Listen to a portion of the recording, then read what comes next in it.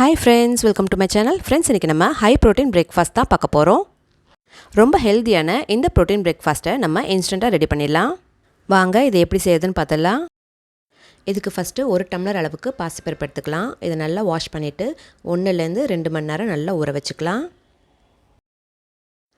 பாசிப்பருப்பு சீக்கிரமாவே ஊறிடும். மார்னிங்ல இந்த மாதிரி இன்ஸ்டன்ட்டா ஒரு ஹெல்தி பிரேக்ஃபாஸ்ட் நம்ம செஞ்சிடலாம். டெய்லி இட்லி தோசை அது மாதிரி செய்கிறதுக்கு பதிலாக இது மாதிரியும் நீங்கள் ட்ரை பண்ணி பாருங்கள். இப்போ பாசிப்பருப்பு 1 மணி நேரத்துலேயே நல்லா ஊறிருக்கு. ஒரு மிக்ஸி ஜாரில் 2 பச்சை மிளகா, ஒரு சின்ன துண்டு இஞ்சி, இப்போ நம்ம ஊற வச்சிருந்த பாசிப்பருப்பை நல்லா தண்ணி இல்லாமல் வடிகட்டி இது கூட சேர்த்துக்கலாம். இது கூடயே நம்ம ஓட்ஸ் சேர்க்க போகிறோம். 1 டம்ளர் பாசிப்பருப்பு அப்படின்னா நமக்கு 3/4 டம்ளர் ஓட்ஸ் எடுத்துக்கலாம். இதை கொஞ்சம் கொஞ்சமாக நம்ம மிக்ஸி ஜாரில் சேர்த்துக்கலாம். இதில் 2 டீஸ்பூன் அளவுக்கு தயிர் சேர்த்துக்கலாம். இது கூடயே 1/2 டீஸ்பூன் மஞ்சத்தூள், 1/2 டீஸ்பூன் ஜீரகத்தூள், 1/2 டீஸ்பூன் கரம் மசாலா, 1 டீஸ்பூன் உப்பு சேர்த்து அரைச்சிக்கலாம். நல்லா நைஸாக அரைச்சிடலாம். ஒரு 2-3 பேட்சாக நம்ம நைஸாக அரைச்சிட்டு வந்துடலாம். இப்போ நமக்கு பேட்டர் ரெடியாக இருக்குது. இந்த பேட்டர் கூட ஒரு வெங்காயம், ஒரு கேரட், 1/2 குடமிளகாய் இது எல்லாத்தையும் நல்லா பொடியாக கட் பண்ணி இது கூட சேர்த்துக்கலாம்.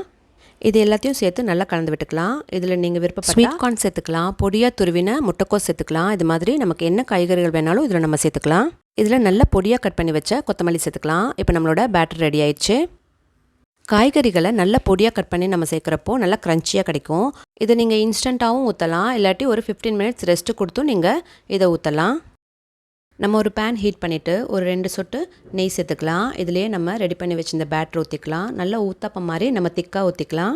நான் வெஜிடபிள்ஸை கட் பண்ணி இந்த மாவோடையே சேர்த்துருக்கேன். உங்களுக்கு விருப்பப்பட்டால் நீங்கள் இந்த மாவை தனியாக அரைச்சிட்டு தின்னான தோசையாக ஊற்றிட்டு இந்த ஸ்டஃபிங் மாதிரி நம்ம இந்த வெஜிடபிள்ஸ் வச்சுக்கலாம். அப்படியும் நீங்கள் செஞ்சு பார்க்கலாம்.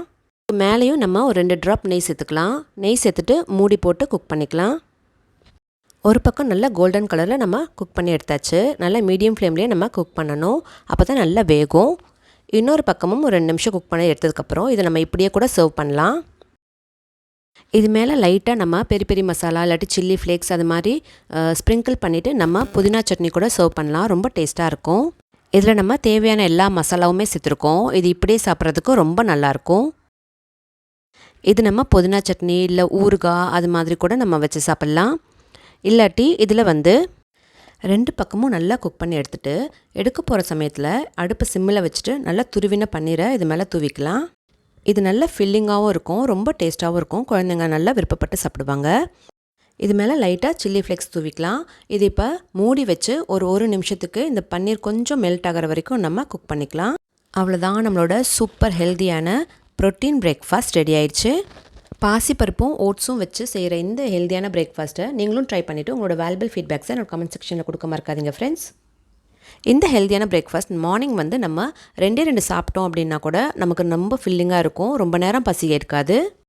நிறைய காய்கறிகளோட நம்ம பன்னீரும் சேர்த்து செஞ்சதுனால குழந்தைங்களுக்கும் ரொம்ப பிடிக்கும். ரொம்ப டேஸ்ட்டாகவும் இருக்கும். நம்மளோட ரொட்டீன் பிரேக்ஃபாஸ்ட்டில் இதையும் நம்ம இன்க்ளூட் பண்ணோம் அப்படின்னா நமக்கு ஹெல்த்தியான ஒரு பிரேக்ஃபாஸ்ட் சாப்பிட்ட திருப்தி இருக்கும்.